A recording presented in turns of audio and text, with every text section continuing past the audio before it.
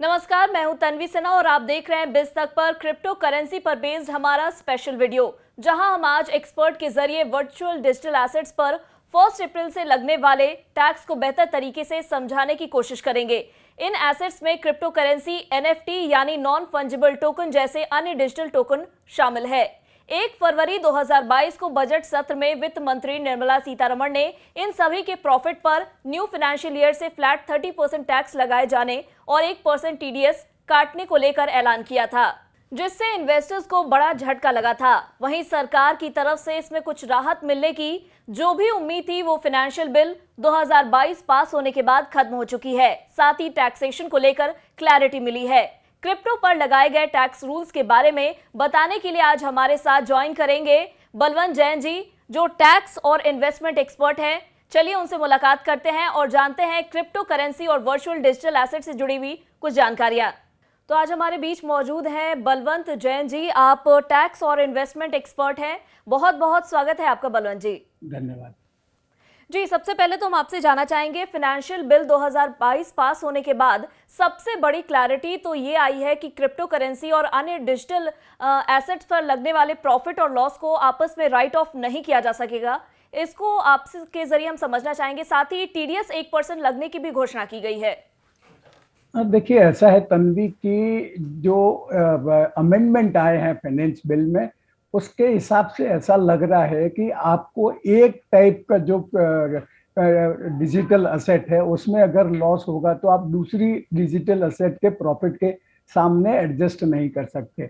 उसको ऐसे डिपार्टमेंट या इनकम टैक्स के एंगल से ऐसे भी व्यू किया जा सकता है कि आपका एक ट्रांजैक्शन है, एक पेयर है सेल और परचेज का, उसमें अगर लॉस होगा तो आप उसको दूसरे कोई पेयर के सामने एडजस्ट नहीं कर सकेंगे। तो इसमें मुझे भी एकदम क्लैरिटी नहीं है, परंतु यह बात तो निश्चित है कि आप एक टाइप की जो असेट है उसको दूसरी टाइप की जो डिजिटल असेट है उसके उस लॉस को दूसरे के प्रॉफिट के सामने एडजस्ट नहीं कर पाएंगे। जी बलवंत जी, वहीं सरकार ने यह भी कहा है कि क्रिप्टो करेंसी या कोई भी अन्य वर्चुअल डिजिटल एसेट्स है उस पर 1% टीडीएस भी लगेगा। इसके बारे में भी थोड़ा सा हमारे व्यूअर्स को आप बता दें।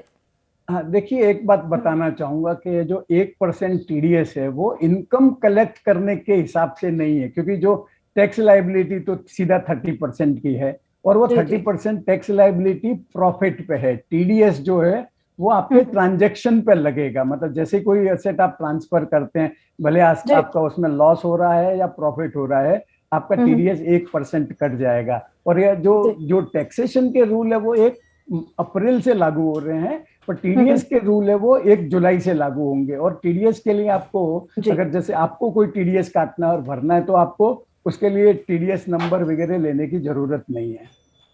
जी जी, यहाँ पर एक और मेरे मन में सवाल आया, क्योंकि कई बार क्रिप्टो करेंसी के थ्रू आज हम देख रहे हैं कि लोग गिफ्ट के तौर पर भी उसे देते हैं। तो क्या वो गिफ्ट के फॉर्म में अगर एक से दूसरे को दिया जा रहा है तो इसमें किसको लगेगा टैक्स, वो थोड़ा सा क्लैरिटी हम जानना चाहेंगे। देखिए, ऐसा है कि ये जो फाइनेंस बिल जो है उसमें जो प्रॉपर्टी की डेफिनेशन है उसको चेंज कर दिया गया है और उसमें डिजिटल असेट को भी ऐड किया गया है। तो जो एग्जिस्टिंग प्रोविजन है गिफ्ट के, उसमें ऐसा है कि अगर आपके नॉन स्पेसिफाइड रिलेटिव्स है तो आपको अगर उनसे कुल मिला के पूरे साल में 50,000 तक अगर गिफ्ट मिलती है तो पूरी तरह से टैक्स फ्री आपके हाथ में। परंतु अगर एक बार यह 50,000 का फिगर, मैजिक फिगर क्रॉस कर दिया तो पूरी की पूरी गिफ्ट है वो टैक्सेबल होगी। और ये जो 50,000 का फिगर है वो पूरे साल के लिए है, मतलब आपको अगर 2 लोगों से भी 26,000 मिल गया तो वो पूरा का पूरा टैक्सेबल हो जाएगा। परंतु अगर ये गिफ्ट का ट्रांजेक्शन है वो अगर स्पेसिफाइड रिलेटिव है, जैसे ब्रदर सिस्टर, बड़ी लंबी चौड़ी डेफिनेशन है, पेरेंट्स हैं, इन लॉज है, आपके बुआ चाचा चाची मामा मामी वो सब है, अगर उनके बीच में है तो वो टैक्सेबल नहीं होता है। और जहां तक टीडीएस का थ्रेशोल्ड का सवाल है, अगर आपका मतलब आप इंडिविजुअल है और आपका कोई टैक्स ऑडिट वगैरह नहीं होता है, आपका बिजनेस वगैरह नहीं है, तो आपका 50,000 से ऊपर का ट्रांजैक्शन होगा तो उसमें 1% का टीडीएस लगेगा। और बाकी सबके लिए टीडीएस की थ्रेशोल्ड लिमिट 1% है। और ये जो टीडीएस लगाने का जो पर्पज है वो ट्रांजैक्शंस को ट्रैक करना है, मतलब क्योंकि मुझे ऐसा लगता है कि ये जो जी। डिजिटल करेंसी जो है वो क्रिप्टो करेंसी का यूज इलीगल ट्रांजैक्शंस के लिए भी होता है। तो अगर ये ट्रांजैक्शंस गवर्नमेंट की नेट में आएंगे तो हो सकता है, मुझे लगता है गवर्नमेंट को मनी लॉन्ड्रिंग के केसेज वगैरह भी डिटेक्ट करने में सहूलियत हो जाएगी। जी, जी, वहीं ये भी बात लगातार लोगों के मन में आ रही है, ये कन्फ्यूजन है कि जो वर्चुअल डिजिटल एसेट है, उसके इंटरनेशनल ट्रांजैक्शन पर अगर हम बात करें, तो टैक्स स्ट्रक्चर किस तरीके से काम करेगा? देखिए, ऐसा है कि अगर कोई भी रेसिडेंट जो इनकम टैक्स के डेफिनेशन के हिसाब से है, तो उसको तो ग्लोबल इनकम पे टैक्स देना पड़ता है। तो वो जी। इंटरनेशनल करेंसी हो, डिजिटल असेट हो या डोमेस्टिक डिजिटल असेट हो, उसको तो टैक्स भरना ही पड़ेगा उसके ऊपर। जी।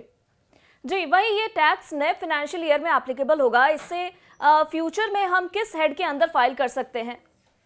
देखिए, ऐसा है कि अगर आप बिजनेस इसको ट्रीट करते हैं, मतलब आप जी। रेगुलर उसमें ट्रेडिंग करते हैं, तो आप उसको बिजनेस इनकम में बता सकते हैं। अगर आप इसको इन्वेस्टमेंट ट्रीट करते हैं तो आपको अब उसको कैपिटल गेन में बता सकते हैं। पर एक बात बताना चाहूंगा मैं, तन्वी, जी। जी। कि आप कोई भी हेड में बताइए, आपको टैक्स तो सीधा 30% बिना सेट ऑफ के और बिना कोई एक्सपेंसेस क्लेम करने के भरना है।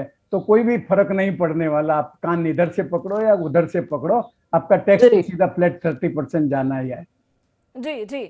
जी, बिल्कुल, काफ़ी दिनों से लोगों के मन में ये सवाल था और 1 फरवरी को जब बजट पेश हुआ, उस समय वित्त मंत्री निर्मला सीतारमण ने कहा था कि कंप्लीट डायरेक्ट 30% टैक्स लगेगा। लोगों के मन में ये संभावना थी कि शायद कुछ बदलाव आ जाएगा, लेकिन जैसे ही फाइनेंशियल बिल पास हुआ, वो जो उनके मन में थोड़ी-सी जो उम्मीद थी, थोड़ी-सी जो आस थी, वो भी अब खत्म हो चुकी है। ऐसे में हम आपसे ये चीज़ और समझना चाहेंगे, क्रिप्टो करेंसी को अभी भारत में लीगल तो नहीं किया गया है, लेकिन सरकार इस पर टैक्स लगाए जाने की बात कर रही है। इससे क्या हम मान लें कि आने वाले दिनों में सरकार इसको रेगुलेट करेगी और इसे लीगल मान लेगी? देखिए, अभी से प्रेडिक्ट करना मुश्किल है, परंतु जहां तक टैक्स लगने की बात है, सिर्फ जी। इस वजह से कि टैक्स लग गया और ये लीगल हो गया, वो गलत बात है। क्योंकि इनकम टैक्स एक्ट के हिसाब से आप अगर स्मगलिंग भी करते हो और उसमें भी कोई प्रॉफिट होता है, तो उस पर जी। आप टैक्स भरते हैं, आपको टैक्स भरना पड़ता है। उसका मतलब ये नहीं कि आपकी स्मगलिंग लीगल हो गई है। पर जैसा सीतारमन ने at the floor of the house कहा है कि हम उस जी। पर व्यूज इनवाइट कर रहे हैं और उसके बाद में कोई कॉन्क्रीट डिसीजन लेंगे कि इसको लीगलाइज करना है या नहीं करना है। तो आज तो अभी भी ग्रे एरिया में है कि लीगल है या नहीं है, परंतु वापस कहूंगा, सिर्फ टैक्स लग रहा है इसके लिए लीगल नहीं हो गया है। परंतु जी। परंतु गवर्नमेंट की मंशा इन ट्रांजैक्शंस को डिस्करेज करने की है।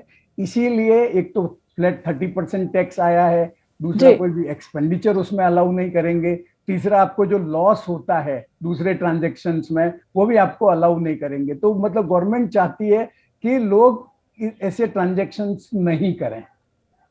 जी, बिल्कुल, बिना जब टैक्स नहीं लग रहा था, उस समय काफ़ी इजीली लोग अब धीरे-धीरे क्रिप्टो करेंसी में ट्रेडिंग करने लगे थे, अन्य वर्चुअल डिजिटल एसेट्स में भी इन्वेस्ट कर रहे थे। और अब जब टैक्स इस तरीके से टैक्स स्ट्रक्चर को गवर्नमेंट ने लाया है, तो इसके बाद कहीं न कहीं थोड़ा-सा वो जो फ्री फ्लो हो रहा था ट्रांजैक्शन का, वो कम होने वाला है। हम आपसे अंत में चलते-चलते ये जानना चाहेंगे, गवर्नमेंट के ज़रिए ये जो टैक्स रेगुलेशन को सख्त किया गया है, इससे आपको क्या लगता है, जो इन्वेस्टर्स हैं, उन पर किस तरीके से असर पड़ने वाला है? क्या वो अपने आप को इन्वेस्टमेंट करने से अब धीरे-धीरे रोकेंगे या अब थोड़ा-सा वो स्मार्टली इसमें इन्वेस्ट करेंगे? देखिए, मैं आपका ये प्रश्न का जवाब दूं उसके पहले, आपने पहले बोला कि बजट आने के पहले इस पे टैक्स नहीं लगता था, वो गलत बात थी।